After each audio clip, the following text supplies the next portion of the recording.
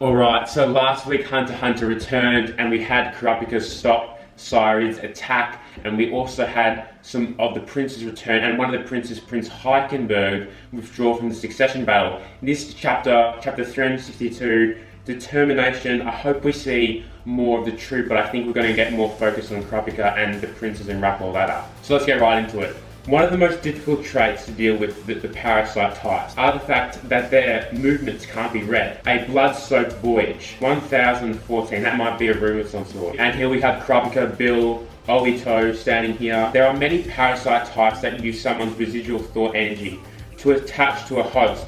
Then by borrowing that host's aura, they are summoned. Because of that, the host character and what they're thinking or feeling ends up heavily influencing the parasite. So what we saw last chapter, what happened to Cyrud. Not to mention that even though these beings are always not even close to human form, the parasite is still ultimately born and raised out of the mixture of one human's thoughts and the thoughts of their host as well, creating a tangled, complex life form. And here we have Kurapika talking to Obito. Are you also wondering if the prince would really choose to not participate in this war according to his personality? Kurapika says. And she replies, of course. There are many of the princes whose personalities would rather avoid a war, but from the first to the fifth princes, none of them are the kind of people that would willingly withdraw from a situation like this. So it seems like a lot of the princes really want that top spot. So then the real fight begins. After all, the princes have returned from the ceremony. How about forming an alliance between you and me? Here we have a couple of the princes. There's just so many of them. If you forget their names, it's been a long time. You're rather straight to the point. It's a clear and cut simple point to make after all. Tyson, the sixth prince, Lazarus, the seventh, and Sao, the eighth, all have no desire to fight this out, and Heikenberg, the ninth, isn't participating. I can't remember if we've been introduced to these guys before in the last run, chapters 340 to 360, but I think they're new. From Cutcher the 10th and down, they're far too young and have no real power or connections, which essentially makes this a survival match between the top five. And this is very understandable. Tyson, Lazarus, Sao, they're not that strong. They're not the higher up princes. Why risk their lives in fighting the succession battle to destroy it? They're already rich enough as it is. And they obviously just don't want to be the kings. The top three are far too ugly, arrogant, greedy, consumed by luxury and excess. Definitely does drinking that wine. They should all be purged. This guy with the glasses, Prince Lazarus, he seems very practical. He's very logical about the situation. He doesn't want to take risks because the chances of survival are very short, obviously. In that regard, we are quite in agreement. Well then, I'll see you next Sunday. Right, that is, if you're still alive by then. Shit, so this guy here, Lazarus, the guy with the beard, he's like playing a double-edged sword here, trying to trick the other guys like Tyson, the guy with the glasses, into thinking they're on his side, want to get out of succession, but really they could make a surprise attack and kill some of the princes. And the guy with the glasses, Tyson, his NEN beast, it's very hilarious. It's like a reptile-like creature, but it's got wheels on it as well, and there's like horns sticking out of it. Very interesting drawing from Togashi. And even for Lazarus, it's like a mythical beast with horns, and it's got a face that looks like a female. Even the legs are different. Some are like crow's legs and some are like, you've got heels at the back of them, so very strange there. And here we have the current king, the guardian spirit beast born from the pot. All are imbued with the same rule-like instincts who: 1. Spirit beasts may not kill one another. 2. Spirit beasts may not directly attack a human whom another spirit beast is protecting. Interesting point right there. And this is typical Togashi, just dialogue, just fitting it all in. Here we go.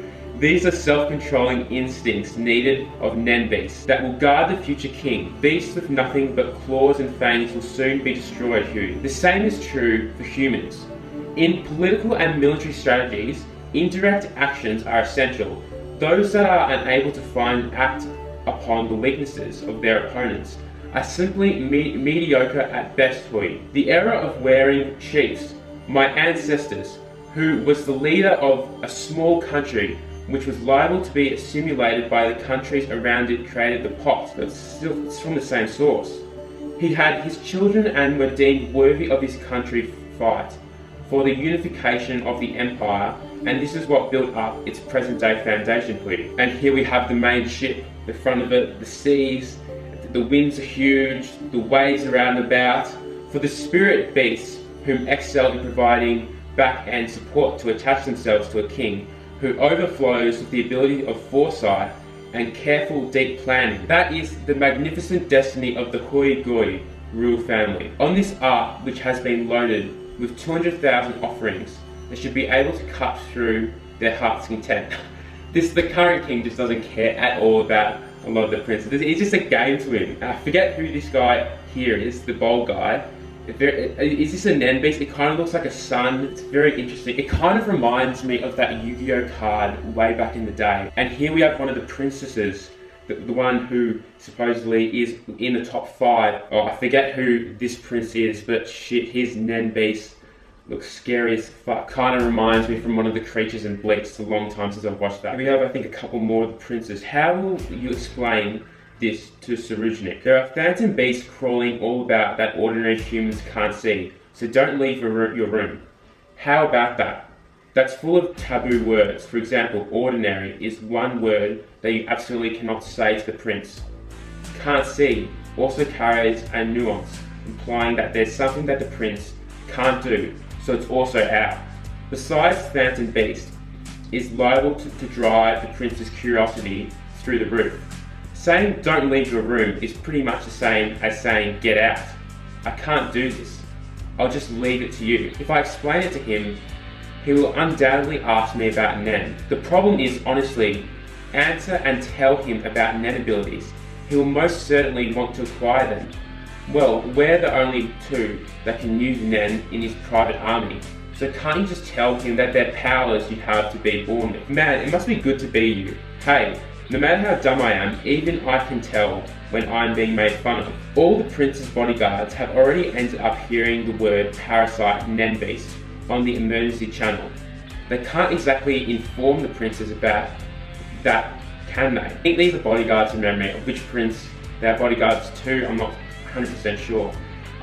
So then we can just say it's a special kind of beast that was born with NEN powers. Do you actually think that all the prince's bodyguards are going to come up with the same convenient explanation that matches yours? To Prince Serene, I don't know if that's a translation to Sarujnik, maybe that's another prince, it will seem like a complete unknown power, so he'll surely use all the strength and ability he has to gather all the information he can. If we're not extremely careful with our lies, he'll figure it out, and then it'll be too late to try to fix it. So then, we end up in a situation where the prince won't stop until he gets NEN powers from himself. Yes.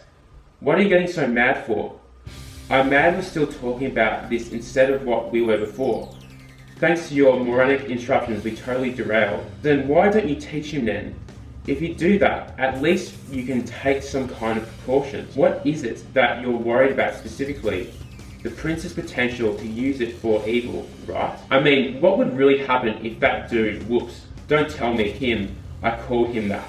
If the prince actually acquired NEN. So this conversation here between the bodyguards, I think something's going to lead up to it. To me, to get this much panel space between 2 bodyguards, Togashi's not rushing this series at all, even in this run. If the prince acquiring NEN is inevitable, then how about, for instance, we have him train in his exact opposing NEN type, or maybe have him learn some completely useless ability. I'd love to hear more about that. For now, would you gather all the bodyguards together? Yes, sir. Since our only choice seems to be to simply diminish his NEN capacity. Without a doubt, he'll be asking everyone soon, is there anyone of your bodyguards that can use NEN abilities? When that time comes, if you raise your hand, things should just naturally flow towards that outcome. All the bodyguards assemble in front of the entrance to Area 4. Wow, it's already time. My example was a bit extreme, but I'm sure you'll be able to make something work out. Not only can you lower the effectiveness of his training by a substantial amount, but you'll also be buying time. I can tell you don't think this is the best option, but you also know it's better than our present situation. If the prince is just going to get someone else to study under, then you're better off training him yourself. You'll be guiding and teaching him, and even if just a little, you might be able to change him towards a better direction. I can absolutely assure you that on this boat, The only person capable of doing that is you, Theta. That's not fair. Well, seriously, do you think I'd be capable of doing that? It really must be good for you. Oh, you actually sounded sincere there for a minute. Shut up. But yes, sir, understood. It's just as Sarkov says. I don't have any other choice. An evil mind that will create evil NEN. If one of the other princes learns NEN first and attacks Seri with that power, then his own power would awaken. If Prince Seri were to gain NEN abilities that way, just thinking about it gives me goosebumps. So a lot of the princes are going to probably, in the next couple of chapters, learn NEN, and the bodyguards are faced with the situation. Do they teach their respective princes NEN? Yes or no? It's a tough situation because they can just go out of control. Because of the NEN beasts in the pop, some of them have extraordinary power. Just look at Bulbasaur in the previous run of Hunter x Hunter. I think chapter 356 to 360, his power was immense then. The only one that can stop him is me. Theta, don't look. Oh shit. I love some of the creative artwork in the NEN beast. I see. There is a guardian beast behind my back, and although he is my ally, I'm unable to directly command him. It's like fucking ant mixed with a snake. Eyes are massive, such a sick design. Just a sick chiller here, smoking a cigar of some sort. And this NEN power, does it take him time to acquire it? Yes, as a rough estimate, to be able to see would take almost an entire year. Then I ain't interested. Just like I originally planned, I'll go for Bepa first. With strange powers entering the fray, things may reach a stalemate. But if the princes and their soldiers above me don't have any knowledge or information about NEN, then I suddenly find myself standing at the very top. One of the organisation members will stay by my side at all times in shifts. If any other NEN beast appears, I want you to report all their actions and movements to me. Yes, sir. Well, I think this is this Prince Sarai, kind of a young looking girl, and all the bodyguards surround her. If the oath ceremony is the cause, then that means all the other princes have NEN beasts attached to them as well, like what we saw with Wobble previously.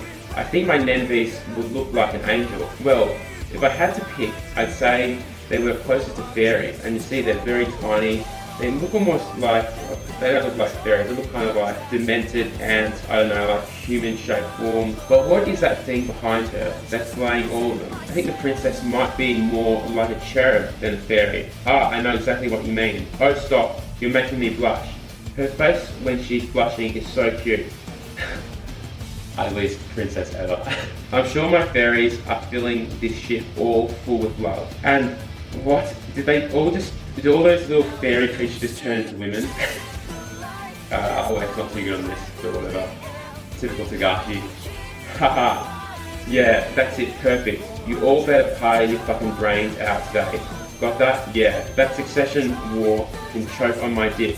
Fuck that shit. And no, those weren't fairies, the women. It was the other prince, this fat guy surrounded by beautiful girls, eating pizza junk food surrounding him, and his NEN beast. It honestly looks so much like the Behelit from Berserk, if you've read the series. Just the mouth and all that surrounding it. And here we have, forget this guy's name. I think that's Harkenberg. Yeah, it is. And all his bodyguards collapse. What is this? What happened here? What the fuck is that? What the fuck is that? That's fucking messed up. So I think this is a NEN beast. It looks like a puppet of some sort. Yeah, it looks like one of the princes 6 and 7. Yeah, it's that former NEN beast with the horse kind of thing, with the horns and the crow's feet. Oh, as expected of my little Theta. By chance, are you able to use this power yourself as well? Pure, unbridled evil. Yes, sir. I have no choice. I can use it. Shit, so it's like this guy, I think he's Prince 7, he's just his NEN beast. This other person right here is totally stunned, and we're left, the chapter concludes. Honestly, I really enjoyed this chapter, seeing all the different princes that we really haven't seen a lot from Kurapika and a couple of other ones. And from this chapter, it's clear that Togashi is not rushing the series whatsoever. He's going to do 10 chapters, then probably have a break again. It's just the pacings, it's kind of medium, it's not quick, but he's getting every little detail about all the princes, and it's actually structured very well. And we didn't get a lot of time on Kurapika because the focus on that was last chapter. But in this chapter, a lot more of the focus was on Lazarus, the 7th prince, and he is probably going to be one of the ones who is going to be at the top to try and take the title of king, to take down all the other princesses. Right off the back in the chapter, he's trying to trick the 6th prince, Prince Tyson, into thinking that he's going to withdraw from the succession, but in actual fact, he's lying to them, tricking them to try and sneak attack and kill some of the princes in the dark by keeping a different idea of what he wants to do. A lot of the NEN beasts also were very cool in this chapter, very unique designs, and a lot of them were very dark, which I really liked. A lot of the former ones in the chapter that ended hiatus, 360, they were more cartoonish, kind of, they were freaky but more cartoonish. These ones were more savage at the least. One of the ones looks like a one from Bleach, and Prince Lazarus one, the horse kind one, that demented one, looks shocking as hell. And even Tyson's, the reptile one on 6 wheels, that looks beastly as hell, but that's hilarious at the same time. And even the current king, he's just loving it, just his prince is just going all at it for get the title of the next king. He even says it in this chapter. This guy is just a messed up man. One thing I will say though about this chapter, we got a lot of time focused on the bodyguards of the prince who has that huge snake ant looking NEN beast, the one with the dreaded hair out to the sides. And I don't know if it was really necessary to focus this much time on those bodyguards. The main point about that was to really make it clear that a lot of the princes are going to learn NEN to control their NEN beast, and what the bodyguards face, do we teach the prince how to use NEN? He might not be able to control it. They might just go berserk with power, and that's probably what's going to happen with Wobble later in the story. He's probably not going to be able to control his NEN beast. And then you just have other princes who just don't want to be a part of it. They just think it's an absolute joke. The fat prince with like the kind of behelit NEN beast surrounded by all the girls, just having a great time, eating everything. It's just...